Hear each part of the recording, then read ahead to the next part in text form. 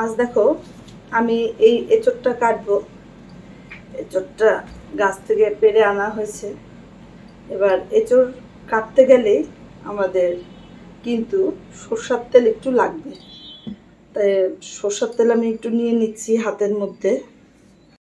এই সরষের তেল গায়ের মধ্যে একটু মাখিয়ে নিচ্ছি, কারণ এই এঁচোড়ের আঠা তাহলে তার মধ্যে অতটা লেগে যেতে পারবে না। তাই এঁচোড়টাকে ধরে এবার আমি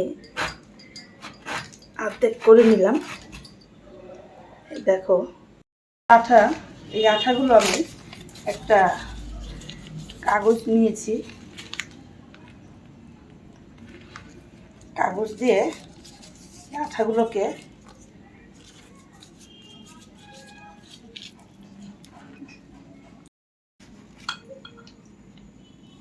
এই আঠাগুলো কাগজ দিয়ে মুছে নিতে হবে, নাহলে কাটা যাবে না।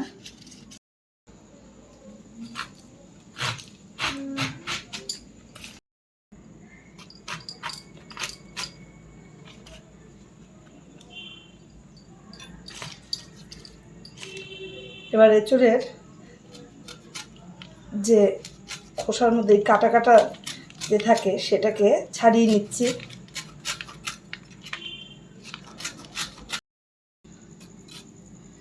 এই সব কটার গায়ের থেকে চোকলাগুলো আমি কাটা কাটা অংশগুলো কেটে নিলাম।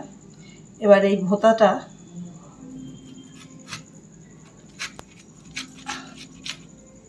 এটা কেটে নিলাম।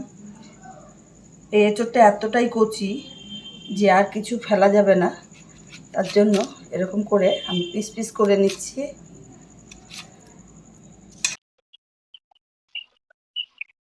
আজ আমি এই এঁচোড় দিয়ে একটা নতুনত্ব খাবার তোমাদের তৈরি করে দেখাবো। তার মধ্যে আমি নিয়ে নিয়েছি, দেখতে পাচ্ছ, নারকেল আর কচি এঁচোড় কেটে নিয়েছি। সেই কাটা আমি কিভাবে কেটেছি এঁচোড়টা সেটাও আমি তোমাদের দেখানোর চেষ্টা করেছি। চলো এবার এই এঁচোড়টাকে আমি একটু ভাপিয়ে নেব। তাই এর মধ্যে আমি হাফ চামচ হলুদ দিয়ে দিলাম, আর ছোট চামচের 1 চামচ নুন দিয়ে দিলাম, আর 1 চামচ মিষ্টি দিয়ে দিলাম। এই তিনটে দিয়ে আমি একটু ভাপিয়ে নেব। এবার এটা আমি প্রেশারও একটা সিটি আসবে করে নিতে পারি, বা কড়াইতেও আমি বসাতে পারি। এঁচোড়টা আমি বসিয়ে দিলাম, আমি ভাপিয়ে নিচ্ছি একটু 10 মিনিট ঢেকে রেখে দিচ্ছি। আগুনটা আমার জোরেই আছে। এঁচোড়টা 10 মিনিট হয়ে গেছে, আমি ঢাকনিটা খুলে দিচ্ছি।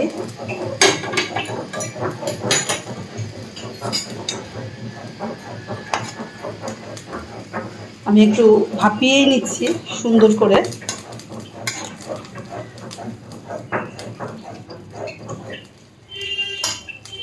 এবার জল ঝরিয়ে নেব।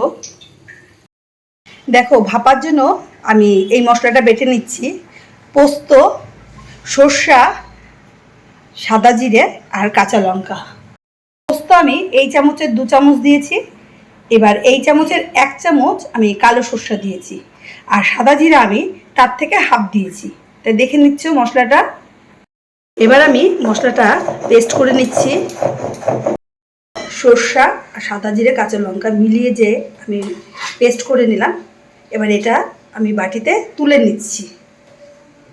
কড়াই বসিয়ে দিলাম। কড়াইয়ের মধ্যে আমি কিছু পরিমাণ সরষের তেল দিয়ে দিচ্ছি। তেল গরম হয়ে গেছে, এবার আমি এঁচোড়গুলো এর মধ্যে ভেজে নেব। এঁচোড়ের মধ্যে একটু নুন দিয়ে দিলাম, আর একটু মিষ্টি দিয়ে দিলাম। এবার এই মিষ্টি আর নুন দিয়ে আমি কিন্তু এঁচোড়টাকে সুন্দর করে ভেজে তুলব। আমি হালকা করে ভেজে নিলাম, এবার তুলে ফেলছি।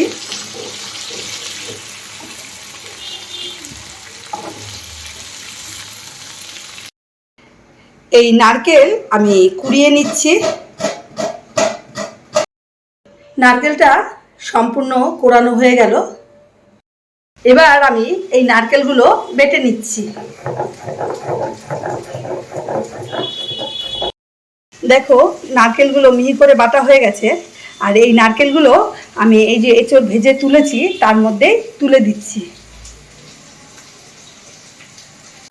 তার সাথে সর্ষা, পোস্ত আর সাদা জিরে বেটে রেখেছিলাম যে, সেটা আমি দিয়ে দিচ্ছি।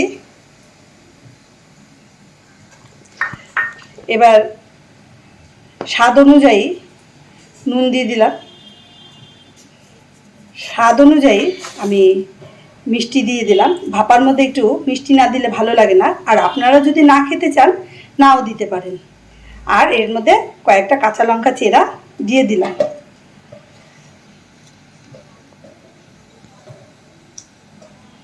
এবার কাঁচা সরষের তেল এই হাতের পরিমাপ, 3 পরিমাপ মানে 3টে খোপ আমি দিয়ে মেখে রাখবো।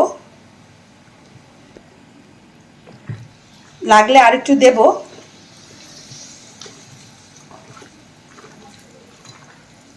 এটাকে সুন্দর করে মাখতে হবে।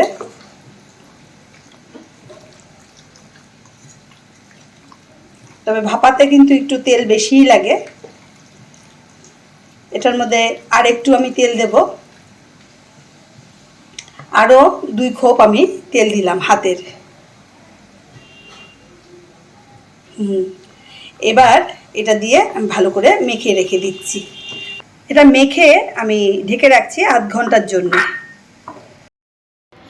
দেখো দেখো আধ ঘন্টা হয়ে গেছে আমি এইটা মেখে রেখেছি এঁচোড়টাকে।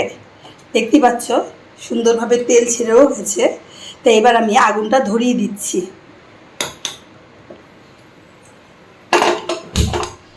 এবার আগুনটা কিন্তু আমার একদম ধিমে থাকবে আর ঢাকা থাকবে। এটা ঢেকে ঢেকে করব, মাঝে মধ্যে একটু নাড়িয়ে দেব। এবার ঢাকা রইল। আমি 10 মিনিট ঢেকে রেখে দিলাম। 10 মিনিট হয়ে গেছে, আমি একটু ঢাকনাটা খুলে দিলাম। এবার নাড়িয়ে দিচ্ছি। এটা একটু নাড়ানোর মধ্যে রাখতে হবে। নাড়াচাড়া দিয়ে আমি আবার 5 মিনিটের জন্য ঢেকে দিচ্ছি। 5 মিনিট হয়ে গেছে, আমি ঢাকনাটা নামাচ্ছি। দেখো খুব সুন্দরভাবে তেল ছেড়ে দিয়েছে। এই রান্নাটা এরকমই হয়, খেতে হচ্ছে অসাধারণ টেস্ট হয়, আর খুব চটজলদি করেও হয়ে যায়। কারণ আমি এঁচোড়টাকে সেদ্ধ করে ভেজে নিয়েছি। অর্ধেক রান্না ওখানেই হয়ে গেছে। তারপরে এই ভাপাটা তো মানে খুব সহজেই হয়ে গেল। তো দেখতে পাচ্ছ কীভাবে তৈরি হয়ে গেছে, একদম মাখো মাখো টাইপের হয়ে গেল। দেখো এটা ধিমে আগুনেই করেছি আমি, একদম ভাজা ভাজা। তাই এবার ভালো করে আমি একটু নাড়িয়ে নিচ্ছি। এটা হয়ে গেছে।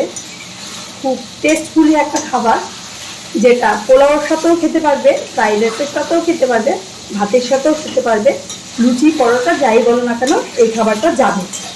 এতটাই টেস্টফুল খাবারটা হয়। তা আমার হয়ে গেছে, আর কিচ্ছু লাগবে না। এইবার আমি বন্ধ করে দিচ্ছি। ঢাকা থাকবে, 5 থেকে 10 মিনিট করে ঢেকে রাখছি, তারপর নামিয়ে ফেলবো। তৈরি হয়ে গেল এঁচোড়ের ভাপা। তাই এটা এরকম শুকনো শুকনো টাইপের হবে। তা এটা খেতে কিন্তু দুর্ধর্ষ লাগে। আপনারা তৈরি করে খেয়ে দেখবেন, খুব ভালো লাগবে। কেমন লাগলো বলো? চটজলদি একটা ভাপা তোমাদের দেখিয়ে ফেললাম। তাই এই ভাপাটা তোমরা কিন্তু প্রত্যেকেই তৈরি করে খাবে। আশা করি তোমাদের ভালোই লাগবে। যদি তোমাদের এই ভিডিওটা ভালো লেগে থাকে তাহলে লাইক করো, কমেন্ট করো, শেয়ার করো।